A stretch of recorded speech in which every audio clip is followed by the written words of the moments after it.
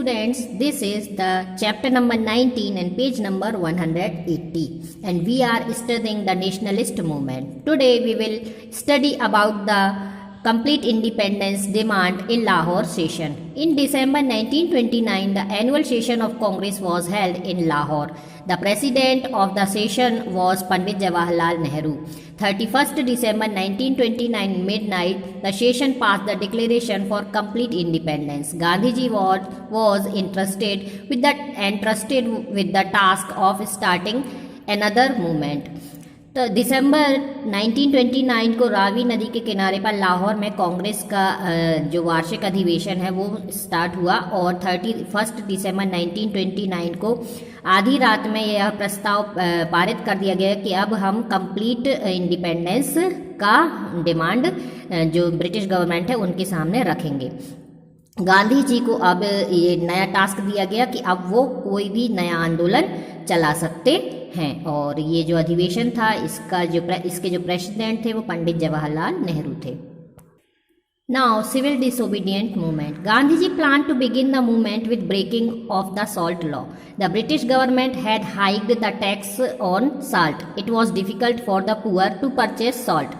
Gandhiji sent a 11 formula demand to government and urged the government to reduce the tax on salt.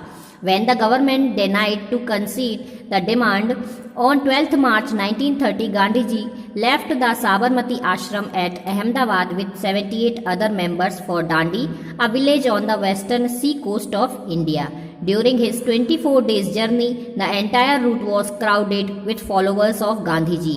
Massive crowds welcomed Gandhiji. On 6th April 1930, Gandhiji broke the salt law. Gandhiji defied the government by picking up a handful of salt which had been formed by the evaporation of seawater.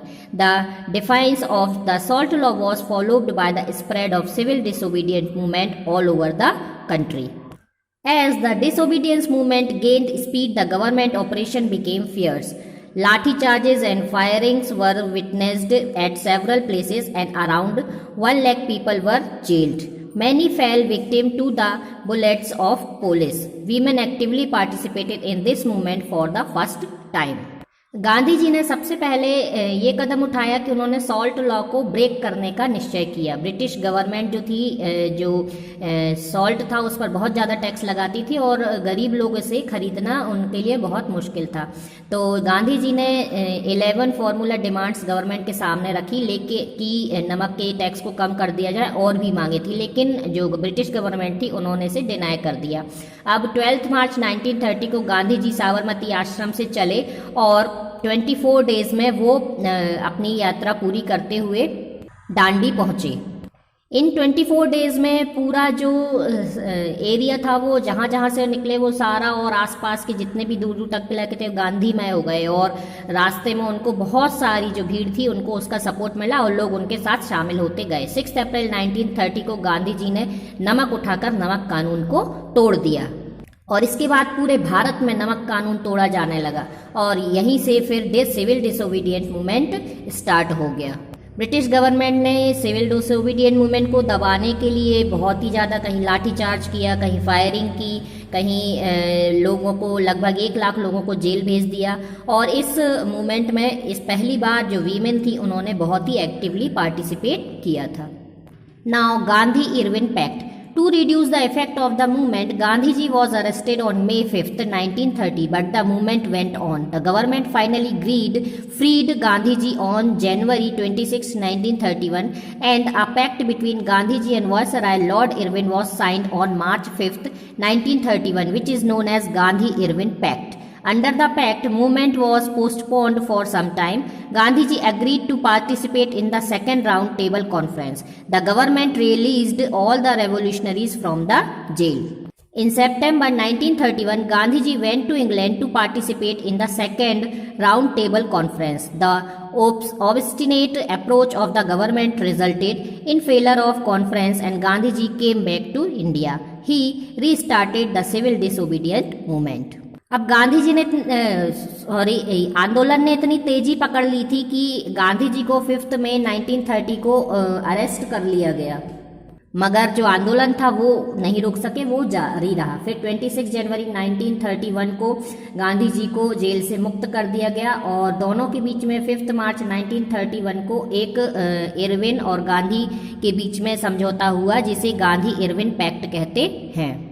और जो यह pact था इसकी कारण कुछ समय के लिए जो आंदोलन था, जो मूवमेंट था, उसको स्थगित कर दिया गया। गांधी जी ने सेकेंड राउंड की जो टेबल कॉन्फ्रेंस थी उसमें शामिल होना स्वीकार कर लिया।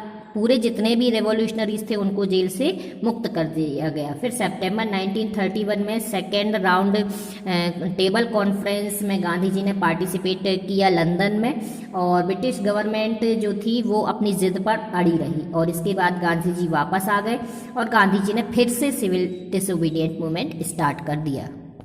Communal panchayat. British Prime Minister MacDonald declared a communal panchayat in 1932, making separate electorate boards for Harijans in India. This was a diplomatic move by the British government to split the society and divide caste in India. It was a major setback for Congress and India. Gandhi ji went on 21st days fast. Gandhi ji and Baba Saheb Ambedkar tried to find solution to the communal panchayat through the Pune Pact.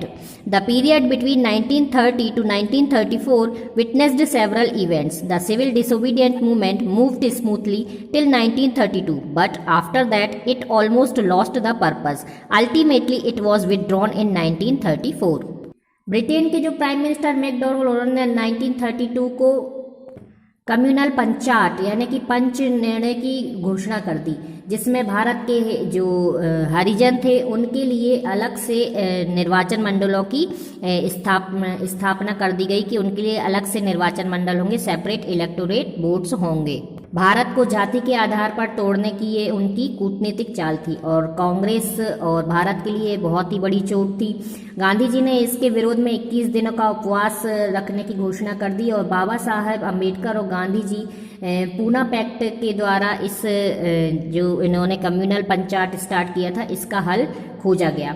1930 से 1934 के बीच में बहुत सारी घटनाएं हो चुकी थी। Civil disobedient movement 1932 तक तो ठीक से चलता रहा, मगर इसके बाद वह लगभग समाप्त हो गया। फिर 1934 में इसको वापस लेने की घोषणा कर दी गई।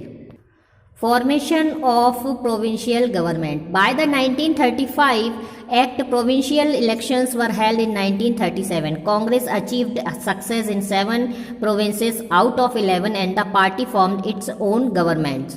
इसके बाद 1935 के एक्ट के अनुसार 1934 में जो प्रांतों में चुनाव कराया गया और 11 में से 7 प्रोविंसेस में जो कांग्रेस थी उसने सक्सेस हासिल की और इसके बाद उन्होंने सरकारों का गठन कर दिया।